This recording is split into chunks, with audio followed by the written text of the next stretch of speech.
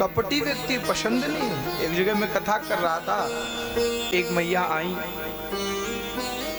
साड़ी जैसी थी वैसे फर्श था, यहाँ तक कि बच्चा जो गोद में था वह भी एक ही कलर में था, जिस कलर में माताजी ने ड्रेस कोड पहन रखी थी, बेटा भी वैसे।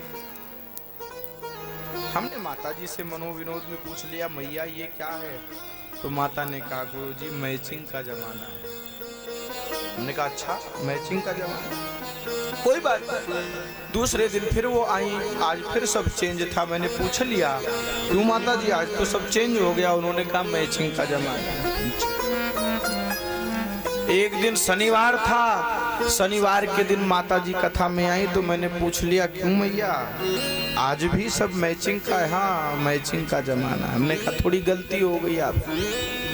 हंसने लगी, क्यों? जूता भी एक ही कलर का, साड़ी भी, सब बच्चा भी सब एक कलर का, क्या गलती हो गई बता दीजिए, सुधार कर लेंगे। हमने कहा मैया आज सफेद पाउडर की जगह काला पाउडर पोत करके आती तो मैचिंग होती।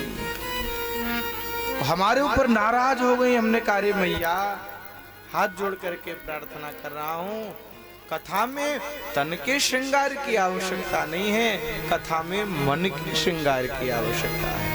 यहाँ तो हम किसी के शादी विवाह में जाएं तो हमें दिखावे की आवश्यकता पड़ती है, लेकिन ठाकुर के भजन में जाएं तो हम बाहर से दिखने में ना अच्छे लगे कोई बात नहीं, लेकिन पंडाल में बैठने के बाद मेरा मन इतना पवित्र हो कि ठाकुर की प्रत्येक कथा केवल सुने नहीं, पंडाल के बाद जाने के बाद उसका स्मरण करें, नाम जप को करें। इस प्रकार से यदि आप कथा सुनेंगे तो आपका कथा सुनना भी सार्थक हो जाएगा। इस मनुष्य शरीर को प्राप्त कर लेना कब सार्थक होगा?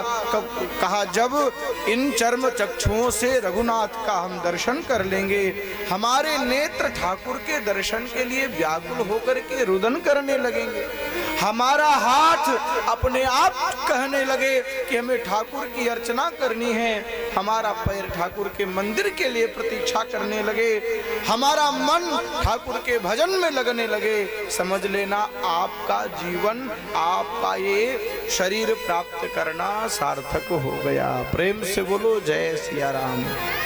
इसलिए हे मेरे बन्नापुर के सुधी श्रोताओं, जीवन में जितना हो सके दान देना। आपको नहीं पता दान की जो गति होती है, मैं थोड़ा बताता हूँ आपको। आम आपने खाया है? हाँ सबने खाया होगा, फलों का राजा होता है आम। अच्छा लोग आम खा लेते हैं लेकिन गुठली फेंक देते हैं, क्यों? का गुठली वो खा नहीं पाता, गुठली को फेंक देते हैं क्या समझ करके कि इसका कोई मोल नहीं है। हे मेरी मातृ शक्तियों, जिसको आपने यह समझ करके कि ये मेरे किसी काम की वस्तु नहीं है, ये बेकार है, ये निरर्थक है, वही गुठली आपके फेंकने के बाद एक दिन वृक्ष का आकार लेती है।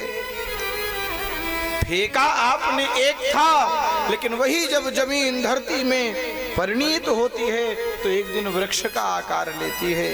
फेंका एक था, लेकिन धीरे धीरे जब वो वृक्ष में परिणीत होता है तो एक नहीं, उसी में अनेक आम के फल निकलते हैं जो कितने लोगों का कल्याण करते हैं। इसी प्रकार से हम न चाहते हुए भी जब हमारे गांव में कार्यक्रम होता है तो मन नहीं होता, फिर भी कुछ ना कुछ जब हम दान दे देते हैं उस समय तो हमको लगता है कि हमारा 100 रुपया या 1000 रुपये चला गया, लेकिन आपको मैं सत्य बता रहा हूँ, वही 10 रुपया या वही 1000 रुपये दान में जो जाता है वो कई गुना, जैसे घिसुली को आपने निरर्थक जान करके फेंक दिया था, एक दिन कई फल उसमें उत्पन्न हुए। उसी प्रकार से आप न चाह करके जो धन देते हैं उस समय तो लगता है, लेकिन जब ठाकुर उसे वापस करता है ब्याज के रूप में तो माई बाप कई गुना आपको दे करके वापस करता है। इसलिए यह मत सोचना कि हमसे सलाह नहीं लिया गया इसलिए मैं कथा में सहयोग नहीं करूंगा। हमारे व्यास जी कह रहे थे, मुझे उनकी बातें बहुत अच्छी लगी। कथा किसी व्यक्ति विशेष की नहीं होती है, कथा किसी एक व्यक्ति की बस की बात भी नहीं कि कोई करा ले। किसी के अंदर सामर्थ्य नहीं है कि यज्ञ स्वयं वो मिलकर स्वयं करा ले। ये सार्वजनिक होता है और कथा एक का कल्याण नहीं करती। चरितम रघुनाथस्य शतकोटि प्रविस्तरम एकैकमक्षरम पुंसाम महापातक नाशनम। रघुनाथ का चरित्र आपको बताएं, ये मत समझना कि जो इस यज्ञ में पैसा दिए हैं केवल उन्हीं का कल्याण होगा। हे बन्नापुर के सुधी श्रोताओं, जितने लोग यहाँ पर बैठे हैं, जो अपना श्रम दे रहे हैं, जो नहीं भी आए हैं और उनके कानों तक रामचरितमानस की कथा जा रही है, इतना ही नहीं, जो मर गए हैं, प्रेत बने जो बैठे हैं, वह भी यदि रामायण की कथा सुन लेते हैं तो उनको भी मोक्ष की प्राप्ति हो जाती है। फिर आप विचार करो, यदि आपने कथा में 1000 रुपए दे दिया तो कितना ज्यादा आपको पुण्य मिलेगा। ये सब विचारणीय है। तो ये कथा एक व्यक्ति की नहीं है, ये आयोजन पूरे बन्नापुर वासियों का है। अरे बन्नापुर वासियों का नहीं, हमारे परीक्षित जी तो बेचारे 20 किलोमीटर से पैदल आते हैं।